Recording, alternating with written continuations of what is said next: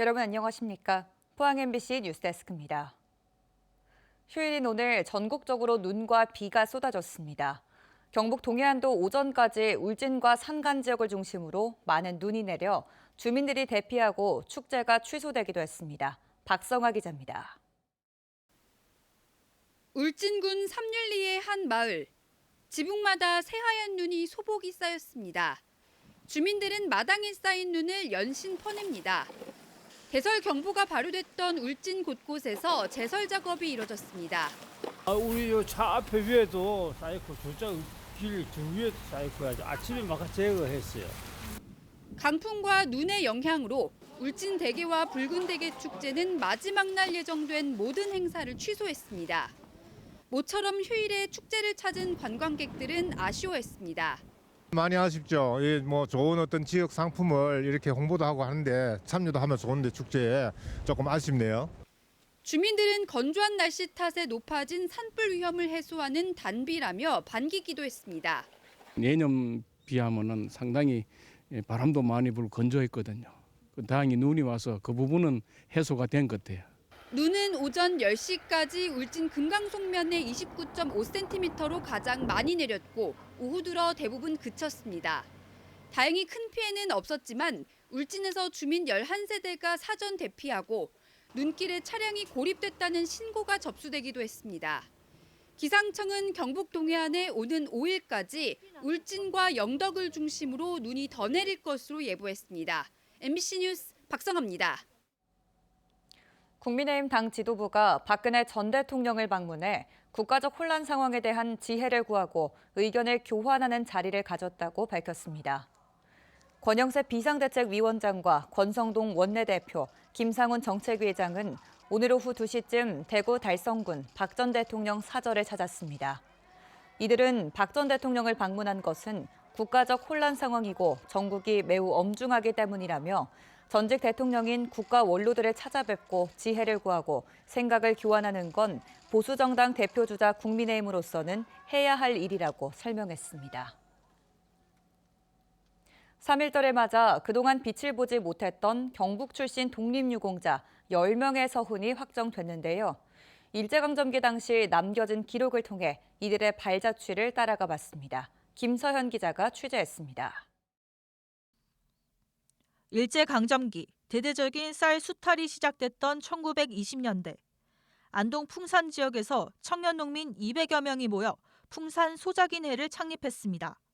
지세는 지주가 부담할 것, 마름에게 주는 수수료를 없앨 것, 소작권은 5년 이상 보장할 것 등 당시 일본인 또는 일본에 부역하는 지주의 행포에 맞서 투쟁을 벌인 겁니다. 창립 1년 만에 회원은 5천여 명에 이르렀습니다. 이들의 투쟁은 그 표면적으로는 지주를 상대로 한 이 단순한 경제 투쟁으로 보이지만 본질적으로는 당시 농업 정책의 정점에서 이 지주에게 유리한 정책을 펴던 일제 당국에 대한 투쟁의 성격이 강하다고 할 수 있습니다.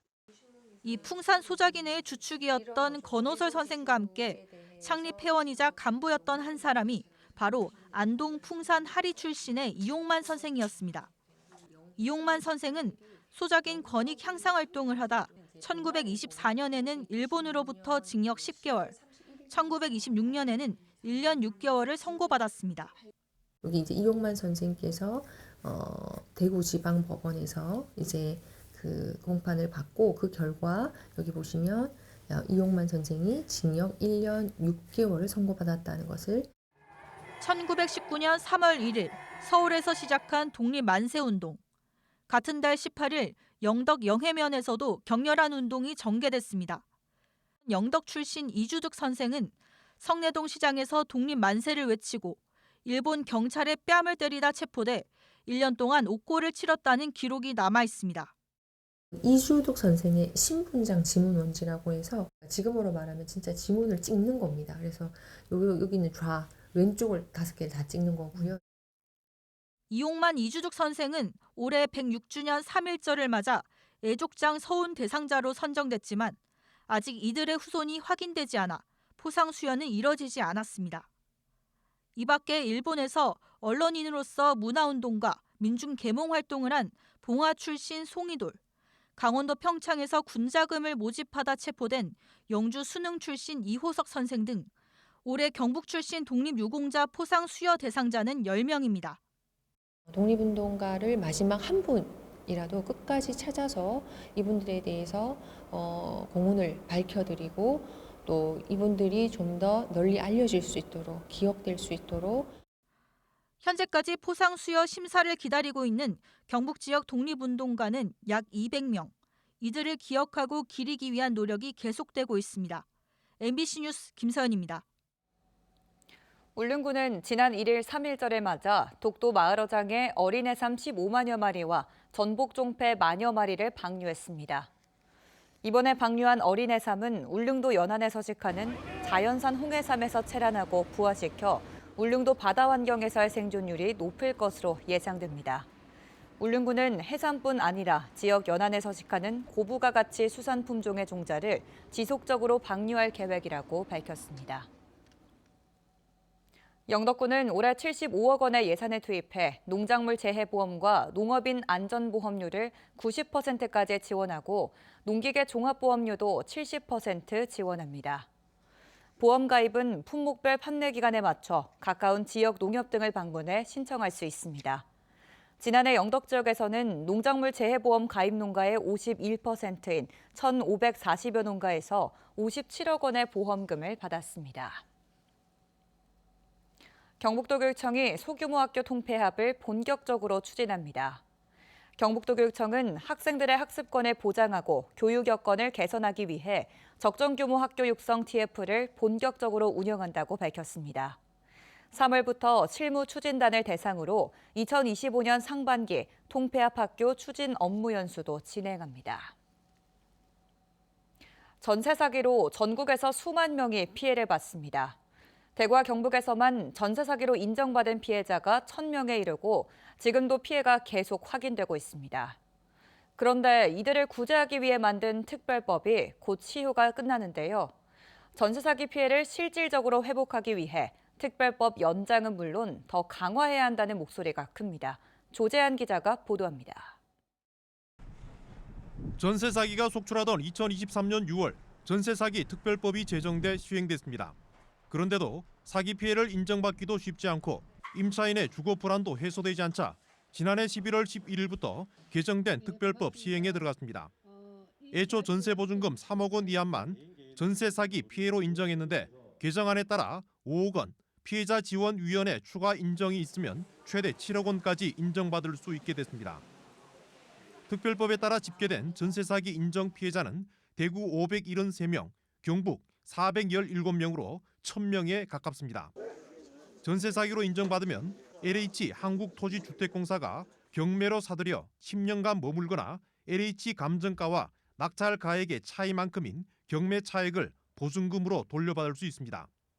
그런데 경매 차익이 전세 보증금에 많이 못 미쳐 사기당한 보증금을 실제 돌려받기는 쉽지가 않습니다.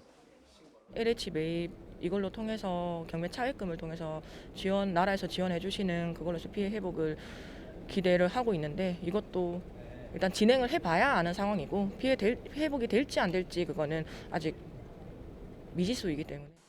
여기에다 최근에도 대구 달서구와 구미, 경산 등에서 계속해서 전세 사기가 불거지고 있습니다. 최소한의 지원을 받으려면 전세 사기 특별법에 따라 피해자로 인정받아야 하지만 한시법으로 제정된 특별법은 오는 5월 말 종료됩니다. 특별법을 최소한 1년은 더 연장을 해야만 지금 계속 나오고 있는 피해자들의 피해 회복이 가능하다고 보고 있고요. LH에서 빨리 매매를 하는 과정을 거치는 것이 가장 지금 우선의 시급한 문제라고 생각합니다.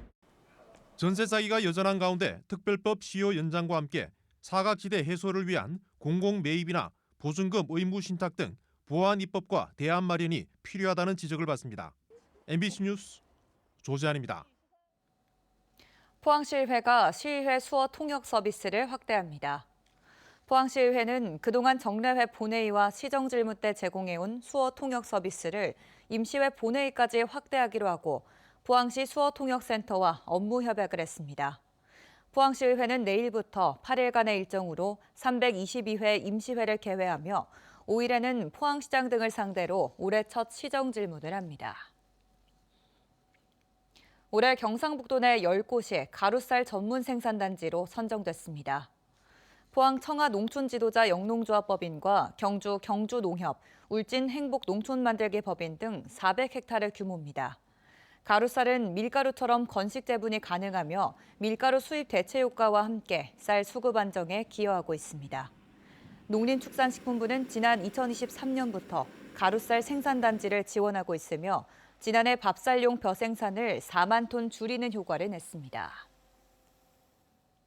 주로 소에게 발생하는 일종 가축 전염병 럼피스킨의 등급이 2종으로 조정되고 관리 수준도 완화됩니다. 이에 따라 지역 단위로 이뤄지던 이동 제한과 격리 조치를 개별 농장이나 개체 단위로 할 수 있게 되고 살처분 대상 가축의 범위 축소, 가축 시장 폐쇄, 축산농가 모임 금지 등 방역 관리도 완화됩니다.